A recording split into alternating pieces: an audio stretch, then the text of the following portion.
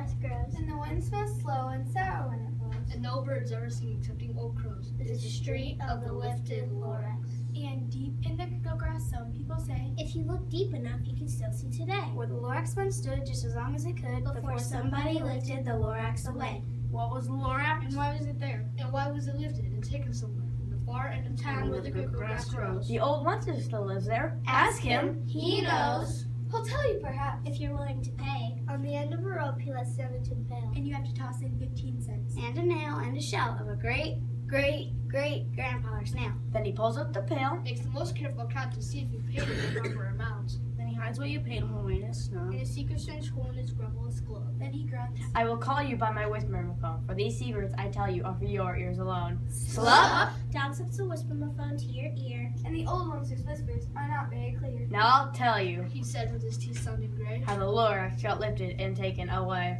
It all started way back. Such a long, long time back. Way back in the days when the grass was still green. And the pond was still wet. And the clouds are still clean. In the song of the swan sprang out in space. One day I came to this glorious place, and I first saw the trees. The truffula trees. The bright colored tufts of the truffula trees. Mile after mile in the fresh morning breeze. And under those trees I saw brown barbaloots frisking about in their barbaloot suits. As they played in the shade and they truffle fruits. From the rippless pond came the comfortable sound of the humming fish humming while splashing around. But those trees, Those trees. those truffula trees. All my life I'd been searching for trees such as these. The touch of their tops are much softer than silk, and they smell like fresh butterfly milk. I felt a great leaping of joy in my heart. I knew just what to do. I unloaded my cart. In no time at all, I built a small shop and chopped down one truffula tree with one chop. And then with great skillful skill, with great speedy speed. I took the soft tuft and I knitted a need. A need to find something that all people The need. instant he finished, he heard a gazump. I looked. I saw something pop out of the stump of the tree I just chopped down. It was sort of a man. Describe him, you ask? That's hard. I don't know if I can. He was shortish and oldish And brownish. And mossy. and he spoke with a voice that was sharpish and bossy. Mister! He cried with a sawdusty sneeze. I'm the Lorax who speaks for the trees. I speak for the trees have no tongues. And I'm asking you, sir, at the top of my lungs, He was very upset as he shouted and puffed. what's that thing you made out of my truffula tuft? Look, Lorax, sir, there is no cause for alarm. I chopped down just one tree. I am doing no harm. I am being quite useful. This thing is a need. A need is a fine something that all people need. It's a shirt. It's a sock. It's a glove. It's a hat. But it has other uses. It's far beyond that. You can use it for carpets, for pillows, for sheets. or curtains. Or covers for bicycle seats. The Lorax said, Sir, you are crazy with greed. There is no one on earth who would buy that fool's need. But the very next minute, I proved he was wrong. And just at that minute, a chap came along. He laughed at the Lorax. You poor stupid guy. You can never tell what people will buy. He rushed across the room in no time at all. he built in a radiophone. He put in a quick call. I called on my cousins, my uncles, my aunts, and said, look here, here's a wonderful chance for the whole Monster family to get mighty rich. And in no time at all. In the factory he built, the whole Monster family was working full tilt. They were all knitting needs Just as busy as bees. To the sound of the chopping of truffula trees. How my business did grow. Now chopping one tree at a time was too slow. So they quickly invented the super axe hacker. Which whacked on 4 trees at one smacker. You're all knitting needs 4 times as fast. And that Lorax, He didn't show up anymore, but the very next week, I heard a knock on my new office door. He snapped. I'm the Lorax who speaks for the trees, which you seem to be chopping down as fast as you please. But I'm also in charge of the brown barbaloots. Who played in the shade in their barbaloo suits. and happily lived eating truffula fruits. But now, thanks to you acting on my trees to the ground, there's not enough truffle fruit to go around. My poor barbaloots, well, they all have the crummies because they have gas and no food in their tummies. Good luck, boys. I, the Westler, felt very sad as I watched them all go. But business is business and business must grow, regardless of crummies and tummies, you know.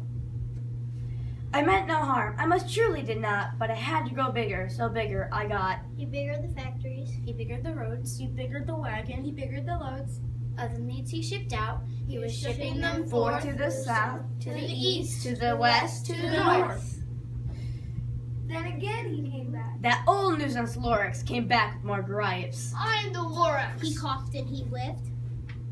He snarled. He sneezed and he snuffled. He snarled. He sniffed. Onceler! He cried with a cruffless croak. Onceler, you're making such smuggless smoke.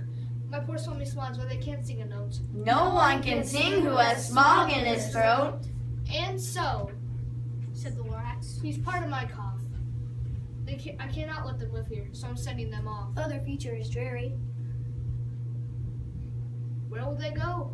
We don't hopefully know. They may have to fly for a month or a year. To escape from the smog you smogged up around here. What's more, Snapped the Lorax. let me tell you something about Gluppity Glup. Your machinery chugs on day and night without stop, making gluppity glup, Sloppity slop. And what do you do with that leftover goo? I'll show you, you dirty old Onceler man, you. You're clumping the pond where the hummingfish hum. No more can they hum. For their gills are all gummed. So I'm sending them off. Oh, their future is dreary. They walk on their fins they get woefully weary. In search of some water that isn't so smeary. Pollution, pollution. Fish gotta swim and birds gotta fly. But they don't last long if they try. Then he got mad. He got terribly mad. He yelled at the Lorax. Now listen here, Dad. All you do is yap, yap, yap and say, Bad, bad, bad, bad. now I have my rights, sir, and I'm telling you, I plan to go on doing just what I do. Pollution, pollution. And for your information, you Lorax, I plan on biggering. And biggering. And biggering, and biggering. Turning more truffle trees into needs. Which everyone needs. At that very moment, we heard a loud whack. Out from the fields came a sickening smack. And at that moment we heard the tree fall. The very last truffle tree of them them all. all. No more trees. No more thnees. No more work to be done. So his uncles, aunts, everyone all waved him goodbye. Hopped in their cars and drove away under the smog-smuggered stars. Now All that was left in the bad-smelling sky was my empty factory, the Lorax and I.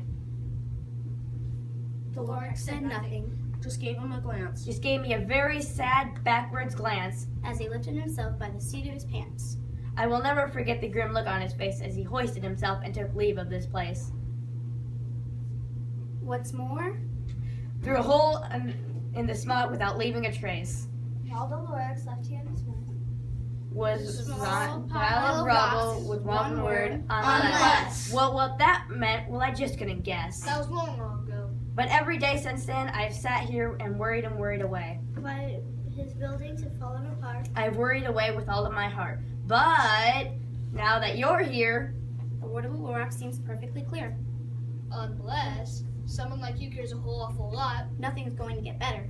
It's not, So, catch! calls the Onceler. You let something fall. It's a truffle seed. The last one of them all. Now you're in charge. let the new truffle. Treat it with care. Give it clean water. Feed it fresh air.